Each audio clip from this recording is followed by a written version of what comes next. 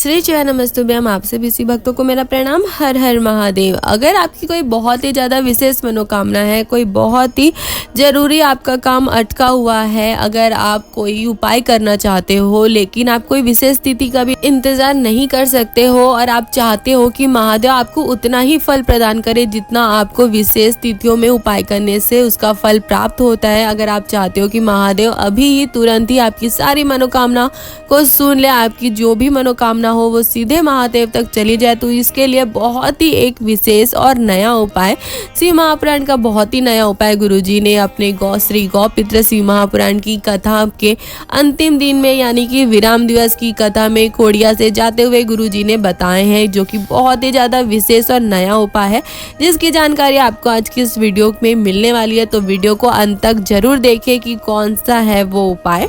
और चलिए वीडियो को शुरू करते हैं। लेकिन वीडियो को शुरू करने से पहले अगर आप हमारे चैनल पर नए हो तो हमारे चैनल को सब्सक्राइब कर लीजिए, ताकि आगे भी आपको ऐसे ही गुरुजी द्वारा बताए गए विशेष तिथियों के व्रत नियम उपायों की जानकारी के साथ साथ गुरुजी द्वारा शिव महापुराण की कथा में भी बताए गए सारे शिव महापुराण की उपयोगी बातों की जानकारी के साथ साथ शिव महापुराण के सारे उपयोगी उपायों की भी जानकारी आपको ऐसे ही प्राप्त होती रहे। तो चलिए अब वीडियो को शुरू करते हैं। तो गुरुजी ने कहा कि अगर आपकी कोई बहुत ही ज्यादा विशेष मनोकामना हो, कोई अचानक से आपके पास कोई काम आ गया हो, कोई अड़चन आ गई हो, कोई दुख आ गया हो, कष्ट आ गई हो, तकलीफ आ गई हो, आपको कुछ समझ नहीं आ रहा हो, तो गुरुजी ने कहा है कि अगर आप उस अपनी कामना को, अपने दुख को, कष्ट को महादेव से कहना चाहते हो और अपने उस विशेष मनोकामना के लिए महादेव का आशीर्वाद चाहते हो, आप चाहते हो महादेव तक सीधे आपकी मनोकामना पहुंच जाए, तो इसके लिए आपको किसी भी विशेष स्थिति का इंतजार करने की जरूरत नहीं है। किसी विशेष उपाय को करने के लिए आपको सोमवार की भी इंतजार करने की जरूरत नहीं है। आप किसी भी दिन, किसी भी समय इस उपाय को कर सकते हो।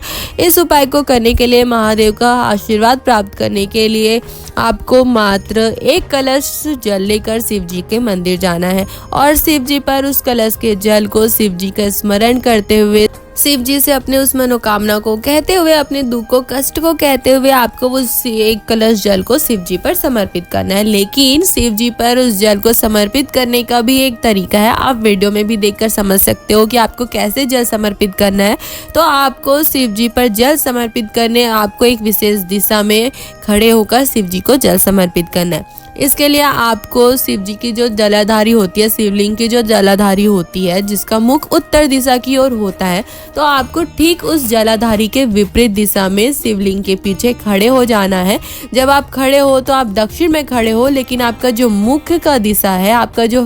फेस है वो उत्तर दिशा की ओर होना चाहिए, यानी कि जलाधारी की ओर होना चाहिए। फिर वहीं पर ही खड़े होकर आपको शिव जी पर, शिव जी का स्मरण करते हुए, शिव जी को अपनी उस मनोकामना को, दुख को, कष्ट को कहते हुए शिव जी पर उस जल को समर्पित करना है। गुरुजी ने कहा कि जब आप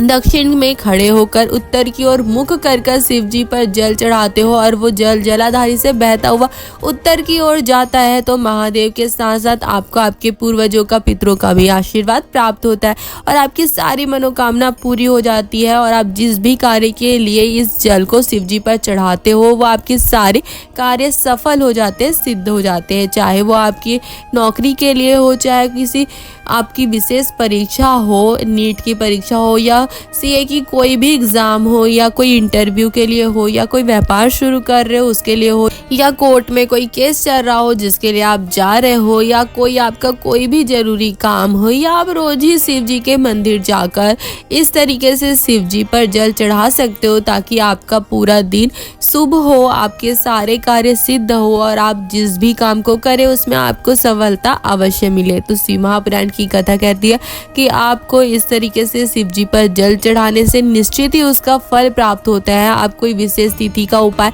करते हो उतना ही आपको पुण्य और उसका फल इस उपाय को करने से प्राप्त होता है। बहुत ही नया उपाय है जो गुरुजी ने खोड़िया से जाते हुए श्री गौपित्र शिव महापुराण की कथा के 7वें दिन यानी कि विराम दिवस की कथा में इस उपाय की जानकारी दिए हैं, जो आपके लिए बहुत ही ज्यादा उपयोगी है। अगर आपको ये जानकारी अच्छी लगी हो तो आप हमारे वीडियो को लाइक कर सकते हो और अपने परिवार वालों के साथ या अन्य शिव भक्तों के साथ इसे शेयर भी कर सकते हो, ताकि उन्हें भी गुरुजी द्वारा श्री गोपित्र शिव महापुराण की कथा में बताए गए शिव महापुराण के इस विशेष उपाय की जानकारी प्राप्त हो सके और वो भी इसे करके शिव जी पर इस तरीके से जल समर्पित करके अपने पितरों का, महादेव का आशीर्वाद प्राप्त कर, अपने पूर्वजों का आशीर्वाद प्राप्त कर, माता रानी का आशीर्वाद प्राप्त कर अपने जीवन के सारे दुख तकलीफ कष्टों को दूर कर अपने जीवन में आनंद और सुख की प्राप्ति कर सके। हर हर महादेव।